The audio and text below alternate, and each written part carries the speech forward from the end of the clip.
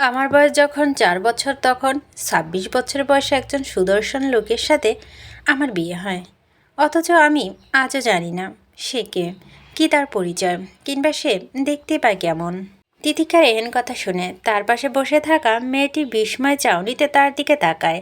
দুজনের পরিচয়টা খুব বেশিক্ষণের নয়। তারা এক বড় কর্পোরেট অফিসে চাকরি ইন্টারভিউ দিতে এসেছে। শিক্ষাগত যোগ্যতা তিতিকা তার পাশে বসে থাকা মেয়েটির চেয়ে বেজায় ছোট। সবেমাত্র এইচএসসি পাশ করে ভার্সিটি উঠেছে সে। আর তার পাশে বসে গল্প আলাপ শোনা মেয়েটার গ্র্যাজুয়েশন কমপ্লিট। ইন্টারভিউয়ের জন্য অনেকক্ষণ অপেক্ষা করতে হচ্ছিল বিধায় দুজনে টুকটাক পরিচিত হতে শুরু করে। এরপর ধীরে ধীরে ক্রমশ তাদের গল্প আলাপ দীর্ঘ হতে শুরু করে। তিতিকার পাশে বসে থাকা মেয়েটার নাম ছিল ছিমরান। তার তিতিক্ষার পুরো নাম তিতিক্ষা তালুকদার। বয়সে আর সবার চেয়ে ছোট হলো তার কাঁধে দায়িত্বের ভারটা অনেক বেশি। তাই তো এই অল্প বয়সে একটা ভালো চাকরির খোঁজে মস্ত বড় এই শহরে একা একাই ছোটাছুটি করে বেড়াচ্ছে। মেয়েটা দেখতে ভারী ফর্সা, গোলগাল মিষ্টি চেহারা, কোমর পর্যন্ত লম্বা সিল্কি চুল, তবে কিছুটা এলোমেলো, অতিরিক্ত মোটা কিংবা চিকন নয়। শারীরিক গঠনে একদম আদর্শ, তবুও মনে হবে বহুদিন ঠিকঠাকভাবে খাওয়া দাওয়া না করাও অযত্ন অবহেলায় তার অবস্থা খুবই করুণ। তিতিকা পরনে সাধারণ একটা সাদা রঙের কুর্তি, সাধারণত হলেও বেশ পরিপাটি, কাঁধে এক পাশে সাদা ওড়নাটা ঝুলিয়ে দিয়েছে। তবে এসবের মাঝেও তার চোখে মুখে অদ্ভুত এক চিন্তার ছাপ বিদ্যমান। দেখতেও অনেক বেশি ক্লান্ত ও হতাশার নিমজ্জিত লাগছে। এছাড়াও আশেপাশের সকল লোকজনও যেন তার থেকে অনেকটাই ভিন্ন। সকলের গায়ে সব নামি দামি পোশাক, কত স্টাইলিশ ভঙ্গিতে চলাফেরা, অথচ সে কত সাধারণ। না চাইতো এক তীব্র হতাশা এবং বিব্রতবোধ কাজ করছে নিজের মাঝে। তবে সিমসাম মেয়েটা খানিকটা ভিন্ন লেগেছে তার কাছে। আর সবার মতো মডার্ন স্টাইলিস্ট হলেও হুট করেই তার সাথে গল্প জুড়ে দেওয়া ব্যাপারটা তবে বেশ ভালোই লেগেছে। আর এভাবেই একটা পর্যায়ে গিয়ে তিতিকা তার নিজের সম্পর্কে নানান গল্প আলাপ করতে শুরু করে। সিমরান তিতিক্ষার দিকে যে অবাক সুরে বলে উঠল, সিরিয়াসলি তুমি কি আমার সাথে মজা করছো? তিতিক্ষা কিঞ্চিত মৃদু হেসে ফেলে আলতোভাবে মাথা নাড়িয়ে বলে, না, আমি মজা করছি না। ছোটবেলা থেকে এমনটা শুনে আসছি। কে বলেছে তোমার এইসব? তোমার বাবা মা? আমার বাবা মা বেঁচে নেই। আমার সবেমাত্র বুঝ হতেই শুরু করেছে। ওই সময় তখন এক ভয়ঙ্কর মহামারী রোগ গ্রামে ছড়িয়ে পড়েছে। ও হ্যাঁ, বলে রাখা ভালো, আমি কিন্তু গ্রামের মেয়ে।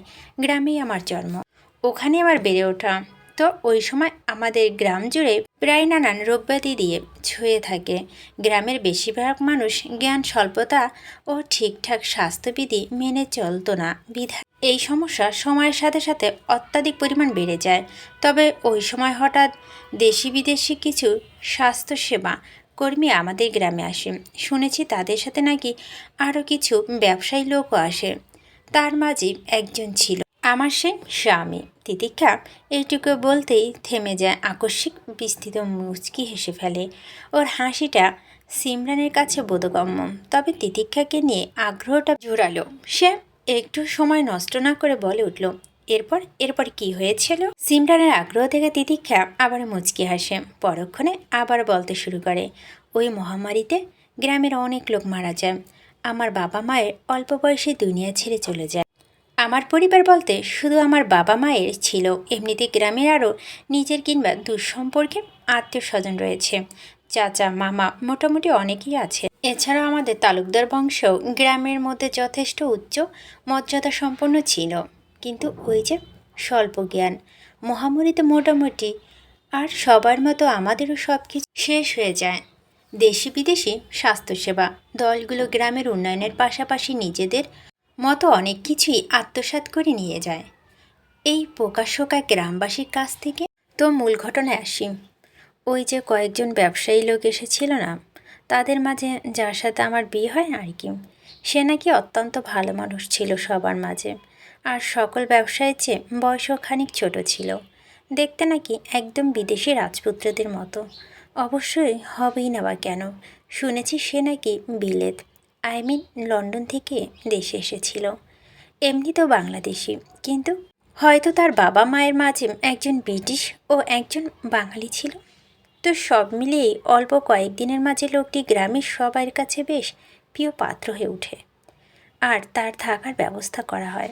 আমাদের তালুকদার বাড়িতে বেশ ভালোই কদর ছিল বিধায় বাইরে অনেক মেহমানদেরকেও আমাদের বাড়িতে আশ্রয় দেওয়া হতো। আর ওই সময় আমার তালুকদার বাড়িতে দাদা বাবা চাচারা মিলে মোটামুটি সকলেই একসাথে থাকতো। এক কথায় একটা সাজানো গোছানো যৌথ পরিবার ছিলাম। কিন্তু মহামারীতে সর্বপ্রথম যখন তালুকদার বাড়ি হতে আমার দাদাভাই অসুস্থ হলো, তখন থেকেই যেন ধ্বংসের সূচনা হয়। দাদাভাইয়ের অবস্থা তখন বেজায় খারাপ। বাবা চাচারা মিলে দূর দূরান্ত হতে ছোটাছুটি করে। নানান ডাক্তার ওষুধ এনেও কোনো আশা নুরূপ ফল পাচ্ছে না। এরই মাঝে দাদাভাই এক অদ্ভুত জেদ ধরে বসে। নানি নাতনিদের মাঝে আমি ছিলাম তার সবচেয়ে প্রিয়। ওইদিকে সেই লোকটিও অল্প দিনের মাঝেই তার অত্যাধিক পছন্দের পাত্র হয়ে যায়। তারপর আর কি, জীবনের শেষ পর্ব। মৃত্যুর দ্বারপ্রান্তে দাঁড়িয়ে দাদাভাই তার শেষ আবদার হিসেবে আমার আর সেই লোকটার বিয়ে দিতে চায়। ভাবা যায়, একটা 4 বছরের অবুঝ বাচ্চার সাথে 24 বছরের এক লোকের বিয়ে। ব্যাপারটা আমার কাছে হাস্যকরী বটে। সিমরানের বিস্ময় যেন কাটছেই না। সে বিস্ময়ের সাথে আবার বলতে লাগলো, তারপর সেই লোকের সাথে তোমার সত্যি সত্যি বিয়ে হয়ে গেল? লোকটা শিক্ষিত ছিল। তার কাছে দাদাভাইয়ের ইচ্ছেটাই অদ্ভুত ঠেকলেও বিয়েটা হয়তো তার কাছে সম্পূর্ণ অর্থহীন ছিল। অবশ্য হওয়ারই কথা। এমন আজব বিয়েটা কি তার মতো বিদেশি শিক্ষিত লোক মালুমে নেবে? কিন্তু গ্রামবাসী কিংবা আমার পরিবার তো আর তার মতো চিন্তাধারা ছিল না। সে দাদাভাইয়ের কথা মতো ওই রাতে আমাকে বিয়ে করে। দাদাভাইয়ের জীবন তখন বাঁচা মরার মাঝপথ। চাচিদের কাছে গল্প শুনেছি, আমাকে নাকি গভীর রাতে ঘুম থেকে তুলে বিয়ে দেওয়া হয়। কাঁচা ঘুমে যেন আমি নাকি শিখি কান্না, তবু ওই মাঝরাতে কাজেই ডেকে আমাদের বিয়ে সম্পন্ন হয়। অথচ আমি জানলামই না, বুঝলামও না আমার জীবনের সাথে কি হয়ে গেল। আর ওই রাতেই ভোর হওয়ার আগেই দাদাভাই সবাইকে ছেড়ে দুনিয়া থেকে চলে যায়। এরপর একে একে অল্প কয়েকদিনের মাঝে আমার বাবা মাও হয়। তিতিক্ষা নিজের কথা অসমাপ্ত রেখে দীর্ঘ শ্বাস ফেলে। ওদিকে সিমরানও খানিকটা ভারী শ্বাস ফেলে বলল, তারপর কি হয়েছিল? সেই লোকটির সাথে তোমার তো বিয়ে হয়েছিল, তবে তোমার কি তার কথা একটু মনে নেই? কিভাবে মনে থাকবে? সে তো আর থাকেনি, মানে চলে গিয়েছে।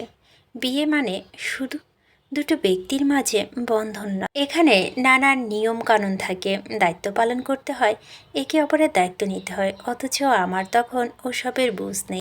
আর তার কাছে সবই ছিল হয়তো ফেলনা।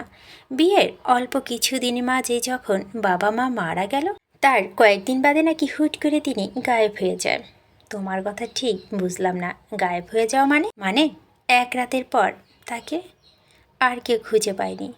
কাউকে না জানিয়ে বাড়ি থেকে রাতের আধারে গ্রাম ছেড়ে চলে যায়।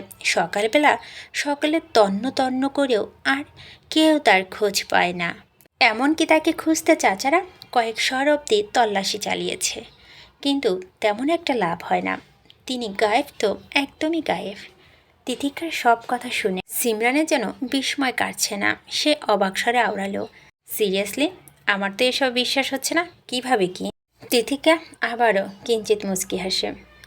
চারপাশে একবার নজর বুলিয়ে নেয়। এখনও আরও অনেক লোকজনে ইন্টারভিউ দেওয়া বাকি। মোটামুটি সকলে অপেক্ষা করে করে এখন অনেকটাই ক্লান্ত। এরই মাঝে সিমরান আবারও তিতিক্ষার উদ্দেশ্য বলে, আচ্ছা, তোমার সেই হাজবেন্ড, ওনার নাম কি? জানি না। সিরিয়াসলি? নামও জানো না? এটা কোনো কথা? তিতিক্ষা মুচকি হেসে বলতে লাগলেন, তার নাম শুধু জানতো আমার দাদাভাই তাকে তালুকদার বাড়িতে মেহমান হিসেবে এনেছিল। কিন্তু দাদাভাই সহ গ্রামের সবাই ডাকে এক নামে ডাকত বাবু সাহেব। উনি খুব অল্প সময়ের জন্য গ্রামে ছিলেন, আর এই অল্প সময়ে কেউ সেভাবে তার সম্পর্কে জেনে উঠতে পারেনি। অবশ্যই সেই সময় গ্রামের দুর্দশায় কারই বা এত তদারকি করার অবস্থায় আছে। তাই সবাই তাকে ভালোবাসতে শুরু থেকে বাবু সাহেব বলে ডাকত। এমনিতেও বিদেশি লোক ছিল, তাই হয়তো। সিমরান খানিকটা ভাবুক স্বরে বলে, ব্যাপারটা ভালো কমপ্লিকেটেড। আচ্ছা, যদি আবারও কখনো সন্তান পাও, তবে কি তুমি তখনও নিজেকে তার স্ত্রী হিসেবে পরিচয় দেবে? তোমার আর তার বয়সের গ্যাপটা তো যথেষ্ট।